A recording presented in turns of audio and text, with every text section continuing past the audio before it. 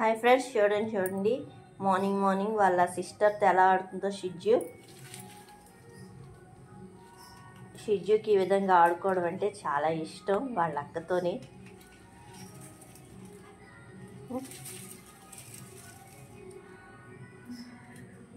షిజ్జు Niharika daily గొడవ పడకుండా అయితే అస్సలు ఉండరు ఇంట్లోని. మార్నింగ్ ఈ విధంగా ఆడుకుంటే చాలా హ్యాపీగా ఫీల్ అవుతుంది. ఒక పప్పిని మనం తెచ్చుకున్నామంటే దాని మీద మనం ఫ్యామిలీ మెంబర్ లాగా ఫీల్ అయ్యి మనం దాన్ని పెంచాలి కదా.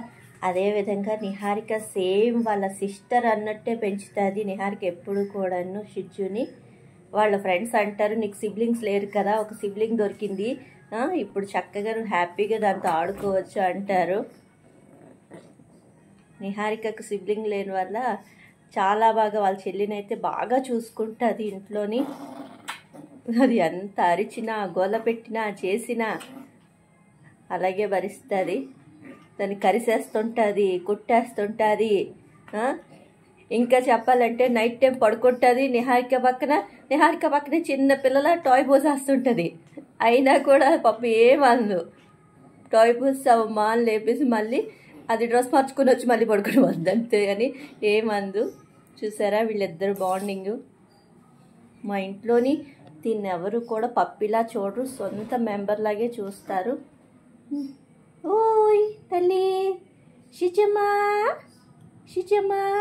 ఇవాళ మన ఇంటికి ఎవరు వచ్చారు చెప్పమ్మా?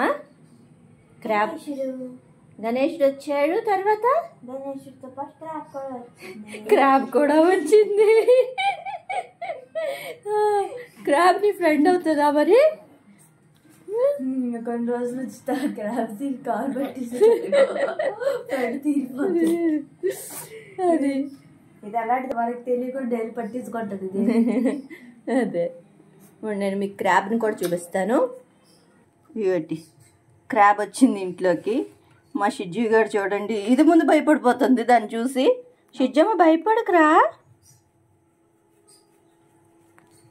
మా సింక్లోకి వచ్చేసింది అన్నమాట మార్నింగ్కే. వద్దునా ముక్కు పడదు. మీ అందరికీ నచ్చింది కదా? నచ్చినట్లయితే ప్లీజ్ సబ్స్క్రైబ్ మై ఛానల్.